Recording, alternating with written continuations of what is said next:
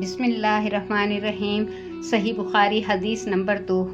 ایک شخص حارث بن حشام نامی نے حضرت صلی اللہ علیہ وسلم سے سوال کیا تھا کہ حضور آپ پر وحی کیسے نازل ہوتی ہے؟ آپ صلی اللہ علیہ وسلم نے فرمایا کہ وحی نازل ہوتے وقت کبھی مجھ کو گھنٹی کی سی آواز محسوس ہوتی ہے اور وحی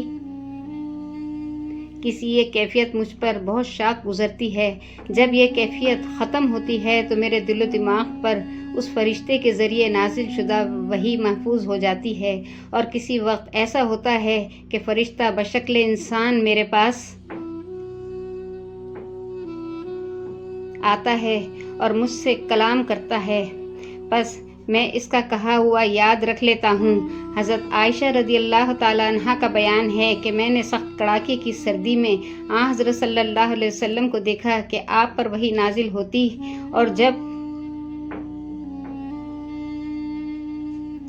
اس کا سلسلہ موقوف ہوا تو آپ صلی اللہ علیہ وسلم کی پیشانی پسینے سے شرابور ہوتی۔